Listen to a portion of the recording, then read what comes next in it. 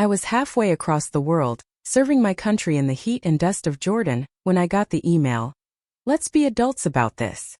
In 3 lines, my husband ended our 13-year marriage, emptied our savings, and moved his new lover into our home. But what he didn't know. I had seen it coming and I was ready. I was crouched behind a supply crate under the sweltering desert sun when the message came through. Let's be adults about this, the subject line read. The body of the email was only 3 sentences long. Martin had already filed the divorce papers. He had already emptied our joint account. He had already moved his new girlfriend, Clara, into our condo in Portland. My name is Elise Rowan. I'm 40 years old, a field engineer working under contract for an international energy firm. I had been deployed at a site in northern Jordan for 4 months when Martin decided he was done waiting. 13 years of marriage dissolved in a PDF attachment in 3 short lines. I didn't cry.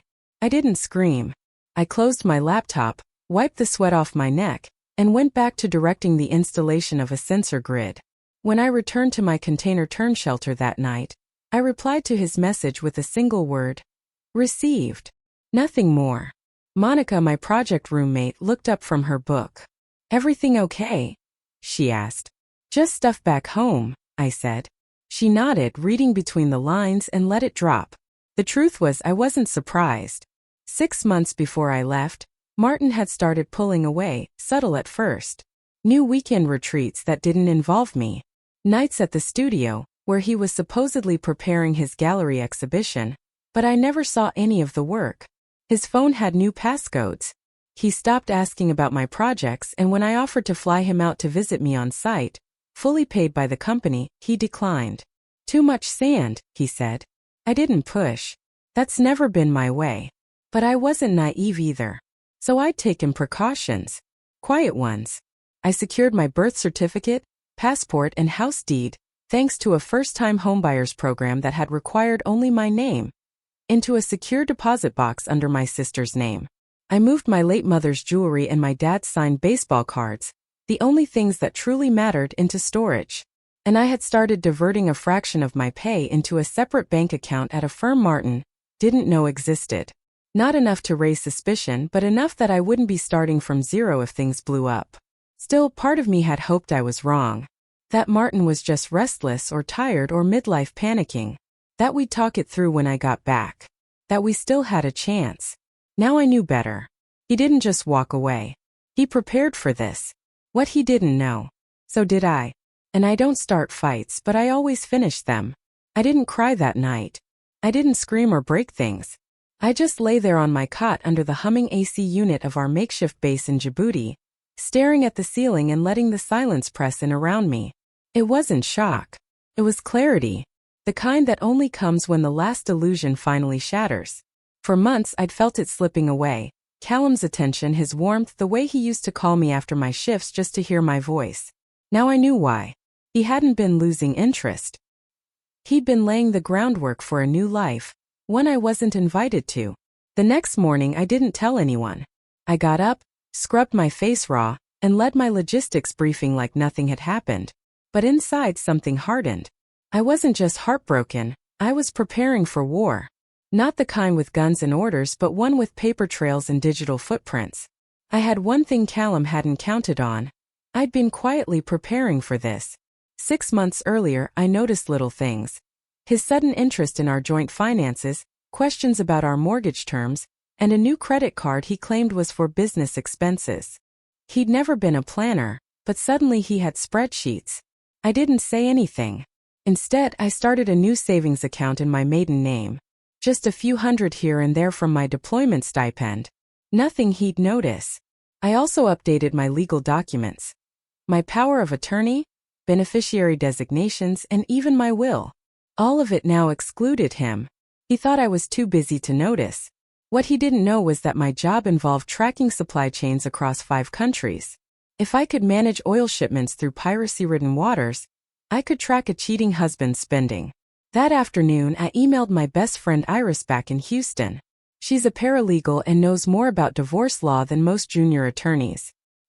He drained the joint account and served me by email. I wrote, "Need options." Her reply was instant. "Don't do anything emotional. We play this smart. First step. Freeze what's left. I used my VPN to log into our shared account. As expected, it was gutted. But I also saw traces of small transfers, test runs maybe starting 3 weeks before I deployed. Classic laundering technique. Small amounts to make sure no alarms trigger, then the big pull. I wasn't surprised. But what did catch me off guard was where the money went. To an account under the name Isla Management. I'd never heard of it, but I had a feeling I'd learn more soon. That night, I stared at our last photo together, Callum smiling, arm around my shoulders at the airport. I'd kissed him goodbye, trusting him to protect our life while I was away. But he hadn't protected it.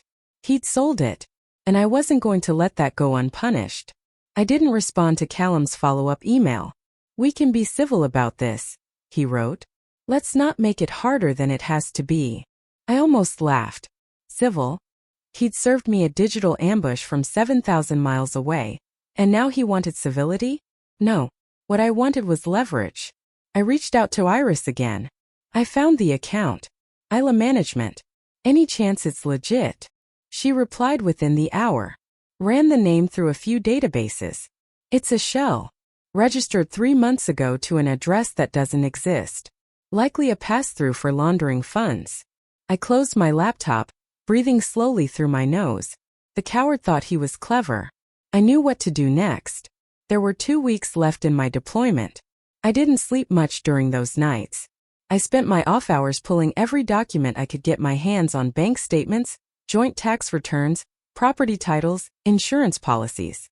I didn't just want to leave this marriage. I wanted to dismantle every lie it was built on. And then came the second shock. Buried in one of our refinance documents, I noticed a signature that didn't match mine. It was close, but I never looped the R in my middle name. Whoever signed it had tried to mimic my penmanship. Sloppily. Callum had forged my signature on a home equity loan. A $260,000 cash-out refinance. That money wasn't in any of our known accounts, which meant it was gone. I forwarded the paperwork to Iris. "We've got forgery," she wrote back. "You're sitting on felony-grade evidence. Do not confront him. We'll use this strategically." Strategically. That became my mantra. I arrived back in Houston under the radar. No announcement, no photos. I stayed at a hotel near the courthouse and met with Iris and her boss, a senior attorney named Julian Mendoza. They didn't just advise. They mobilized. "Here's what we're going to do," Julian said. "We'll file for emergency injunctions. Freeze any assets we can trace. Report the forgery to the mortgage lender. And we're going to subpoena Isla Management's activity." I nodded. "Let's do it." 3 days later, Callum tried to access our shared property to retrieve his belongings. He didn't know the locks had been changed, or that I'd already registered a restraining order. When the sheriff showed up, Callum was stunned. He called me that night. "You're being vindictive," he said, voice low and trembling. I didn't answer. I just let the silence grow long enough for him to feel it. Then I hung up. What he didn't realize was that I'd barely started. The next morning, we discovered that Isla Management had been used before, in 2 other divorce cases in Arizona and Florida, both involving sudden asset transfers, both involving one of Callum's old college roommates. This wasn't spontaneous betrayal. This was a pattern, and I was about to break it wide open. I didn't know if it was adrenaline or disbelief that kept me going, but the deeper I dug, the more determined I became. The morning after I sent all the evidence to Special Agent Norris, I returned to the rented apartment and checked the live feed from the security system. There they were again, Dominic and his real estate partner Marcus Tran. They were hosting what looked like a private showing of my house. A middle-aged couple toured my kitchen, stood in the sunroom I'd renovated with my own hands, nodded approvingly as Marcus rattled off numbers. I recorded the session and added it to the growing digital folder titled Evidence for FBI. At noon, I met with my attorney at a small cafe downtown. Kevin slid a folder across the table without a word. Inside were subpoenaed bank records showing that Dominic had been receiving consistent, consulting payments from Marcus's firm, just under $3,000 a month. Kickbacks. My stomach twisted, but my voice stayed calm. "Have we confirmed the link to my house's listing?" I asked. Kevin nodded. Your name's not even on the sale agreement. They forged your signature twice. By the time I walked out of that meeting, the reality had fully sunk in. Dominic had orchestrated everything. The account transfers, the forged refinance, and now the property sale, all while I was on active duty. But what they didn't count on was me still being a step ahead. That evening I called Andrea, my old college roommate who worked as a local reporter. We hadn't spoken in over a year, but I knew she had a passion for exposing corruption, especially when it involved vulnerable communities. "You're not gonna believe this," I began. And then I laid it all out. Within 10 minutes, she asked, "You have proof?" "A folder's worth," I replied.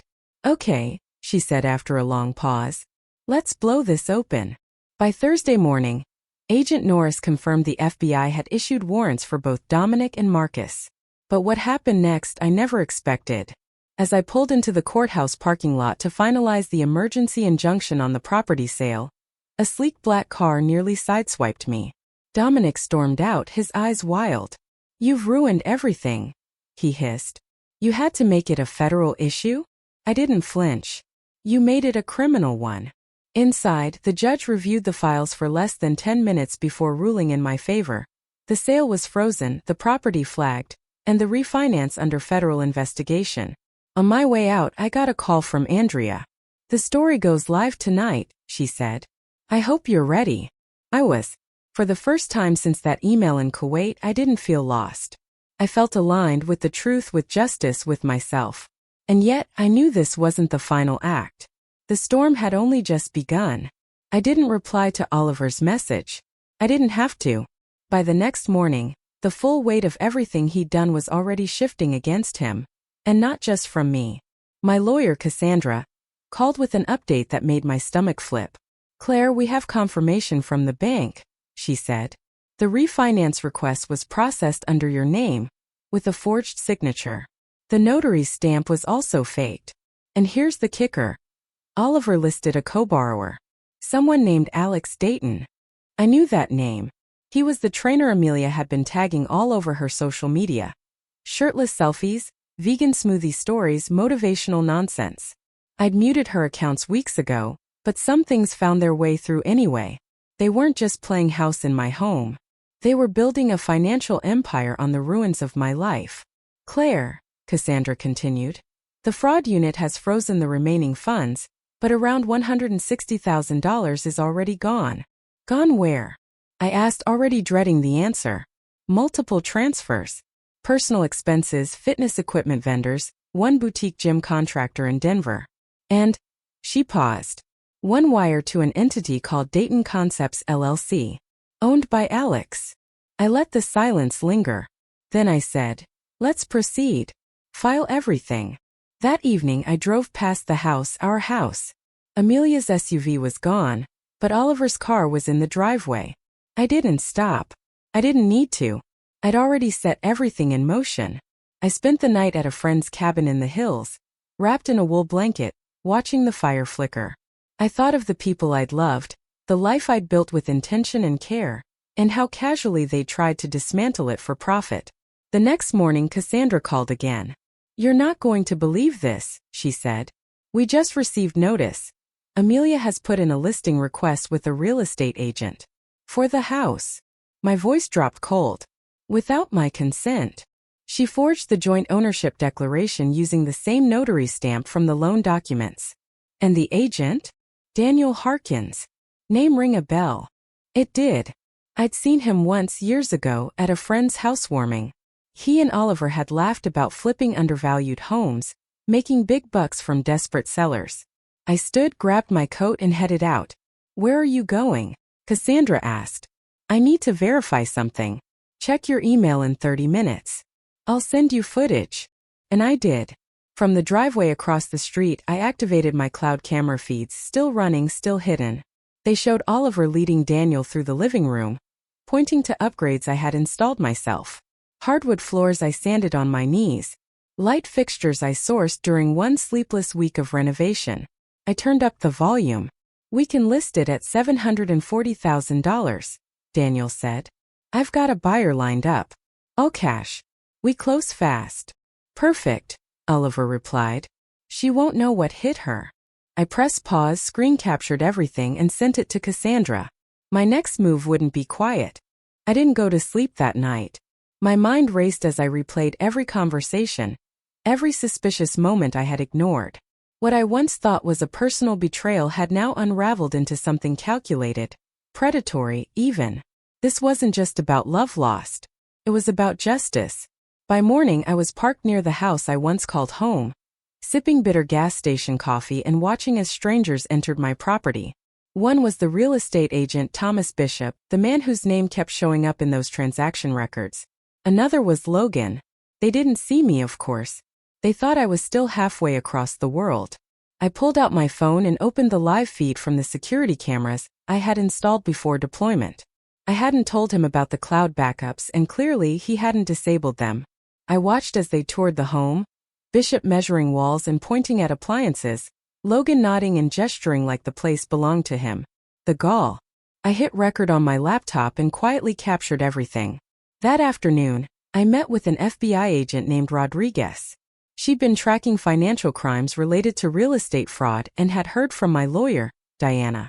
The moment I showed her the footage and documents Diana and I had gathered, emails, forged signatures, cross-state transactions, her expression hardened. "This isn't isolated," Agent Rodriguez said. "It's a pattern. If what you're saying is true, you may have just exposed a coordinated scheme targeting active-duty military personnel." It was surreal, my life, my heartbreak, suddenly part of something much larger. "What happens now?" I asked. "We build the case carefully, but you'll be our key witness. Are you willing?" I didn't hesitate. "Absolutely." The next 48 hours felt like a movie. The FBI issued a freeze on the fraudulent refinance account. They subpoenaed Bishop's firm and began investigating similar cases in 3 states. Logan, who'd thought he was the mastermind, suddenly found himself boxed in. But the twist came when Diana called and said, "We need to talk about Jenna." My stomach dropped. "What about her?" "She's distancing herself from Logan. Claims she didn't know what he was doing. Says she thought you were hiding assets and planning to leave her penniless." My first instinct was disbelief. Then I remembered how she once believed every word Logan whispered into her ear. "She's requesting a meeting," Diana added. "Says she wants to explain in person." I wasn't ready for that. Not yet. The wounds were too raw. But I couldn't deny the lingering question. Had she been a willing accomplice, or just another victim? That night I drove by the house again. It was quiet now, Logan's truck nowhere in sight. I sat in my car for an hour, just staring at the front porch where we used to sit with coffee on lazy Sundays. I didn't know what tomorrow would bring. But for the first time since that email in the desert, I wasn't drowning in betrayal. I was fighting back. The day Jenna asked to meet, I agreed, but on my terms. We sat across from each other at a park near the courthouse, where I knew there'd be cameras and witnesses. She looked thinner, paler, like the weight of the consequences was finally catching up to her. I stayed silent, letting her speak first. "I didn't know what Logan was doing," she said, voice trembling. I thought you had another life, that you were hiding money, planning to leave me." "Based on what?" I asked. "He showed me emails, bank statements. Said you'd been planning to disappear, that the house would be taken by the government if I didn't act quickly." I blinked slowly. "And you believe that? After everything we'd built?" She looked down. "He said you'd already moved some of your pay into offshore accounts." "I did," I admitted. "Because I didn't trust you." She winced like I'd slapped her. "I may have doubted your loyalty," I continued. "But I never took anything that wasn't mine. You, on the other hand, forged my signature and helped a scam artist use my house and name." Her eyes filled with tears. "I didn't know he was conning others. I thought I was protecting myself. By betraying me? I made a mistake." "No," I said flatly. "You made a series of choices." She didn't deny it. That was the last time I saw her. The FBI built their case on the security footage, financial records, and testimony from other military families. Logan was arrested on charges of wire fraud, identity theft, and conspiracy across state lines. Thomas Bishop cut a deal, exposing a network that had exploited over a dozen service members during deployments. Jenna cooperated with the investigation. In return, she avoided jail time but signed over all her claims to the house, my pension, and agreed to full restitution. Our divorce was finalized with no alimony, and a sealed statement confirming her role in the fraud. I sold the house not long after. Too many ghosts. I bought a small piece of land near the mountains, just enough to build a cabin. Quiet off-grid, simple. For the first time in years, I didn't feel like a soldier or a victim. I just felt free. One afternoon I got a letter. A young military wife from Georgia. "You don't know me," she wrote, "but I wanted to thank you.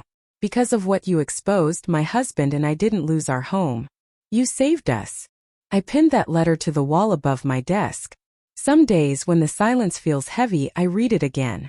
A reminder that standing your ground, even when your world is crumbling, can make a difference. I didn't burn bridges. I just let them collapse under the weight of their lies. Now I walk new paths. Honest ones. Built by my own hands. On my own terms.